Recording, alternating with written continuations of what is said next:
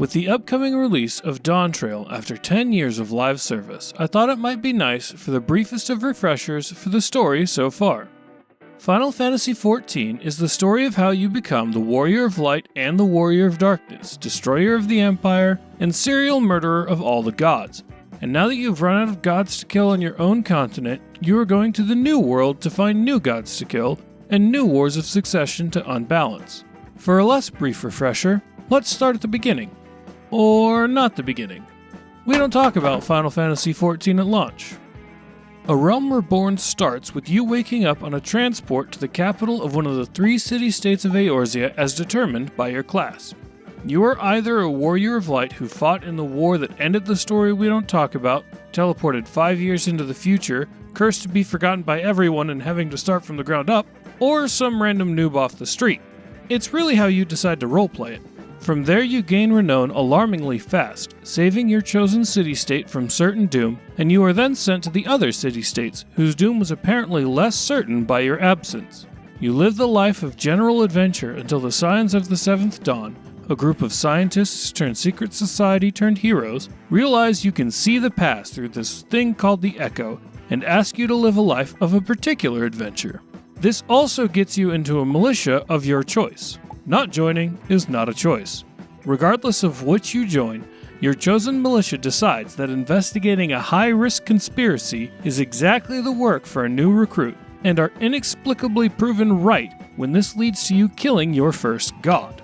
They then send you to kill 2 more gods, and when they learn that the big bad Garlean Empire has a machine that's been eating these gods, you get sent to kill that machine as well. Along the way, you find out that the sudden increase in gods to kill is due to an organization of immortals who wish to kill everyone in oddly specific ways called the Ascians. Killing the god-eating machine and beating an Ascian who possessed one of the Scions, because apparently they could do that, does not stop the sudden increase in gods to kill, and you spend the next part of the story killing the gods you've already killed again before killing several more. While you do this, Alphino, one of the twin grandchildren of the founder of the Scions, decides to make his own militia with only people his keen teenage mind determines are worthy, in the hopes of reducing the number of gods for you to kill. Spoil sport. Shockingly, this does not go well, and results in every Scion missing in action, as well as you being exiled with Alphino to the land of the Ice Catholics. At some point between beating an Ascian and getting exiled, you invade the Crystal Tower, a construct of the ancient Allagan Empire with G'raha Tia, the once and future friend. By the end, you've killed the revived Emperor and a Demon Cloud, but had to lock G'raha in the tower for reasons. This is the once part. Heavensward starts with you in exile, traveling to a new city-state, Ishgard, and being forced into the crusade against dragons on the losing, not dragon side.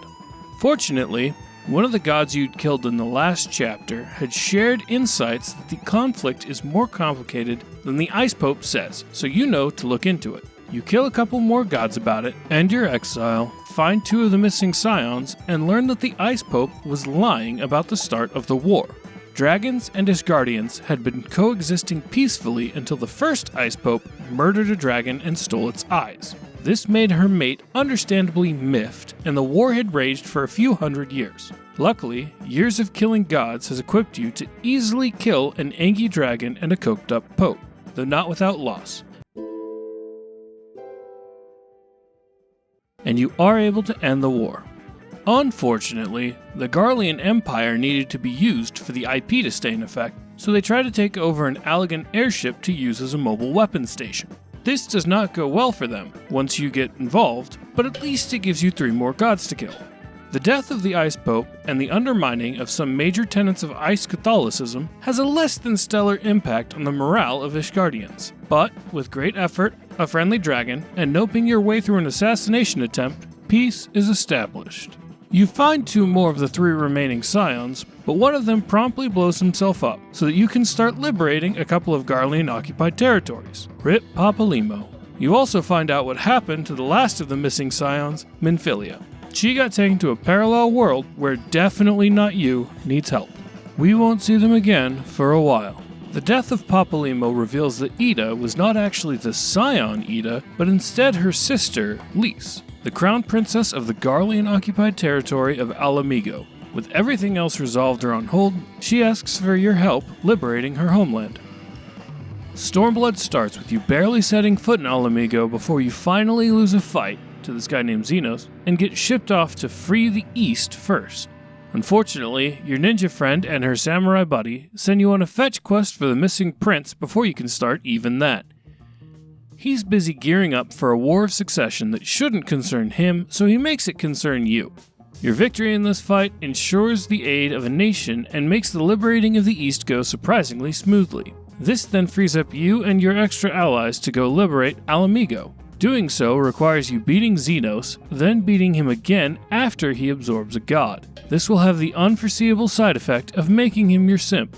These victories are somewhat short-lived, as an annoying little pipsqueak, Asahi, tries to retake the East for Garlemald, sacrifices his sister so that you can kill another god, and then dies at her hand in retaliation. An Ascian has also decided to wear the skin of your simp, but all the scions falling into a coma at the behest of a strange voice seems a bit more important. Your simp will come back to reclaim his body anyway. And just in case you were worried, you do find 3 more gods, Kami, to kill before all of your buddies are out. Shadowbringers starts with you hearing the voice that has been knocking out your friends and flying through the void to land in a strange place with purple trees and a weird sky. It turns out this is a place called the First, and it is one of 13 parallel-ish worlds called Reflections that have been broken off from your normal world, the Source.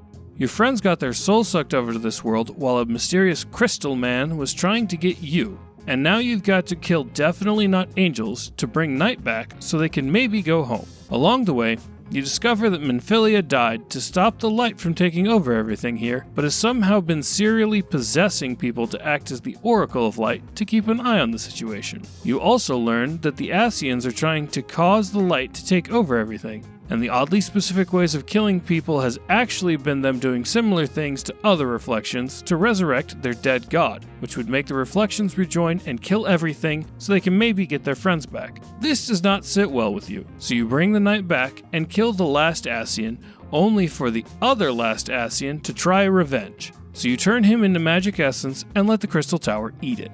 It turns out Crystal Man was actually Graha the whole time, and he used the tower to get to the First from the future to stop the end of the world. He is now the future friend. With the First saved, the Scions decide to cure magic brainwashing while Graha figures out how to send their souls home, and once both of these things have been figured out, you take them all, including Graha, back to the Source and cure brainwashing there as well. You release Graha from the Crystal Tower, and he absorbs the version of his soul from the First, combining their knowledge and personalities, and making him truly the once and future friend.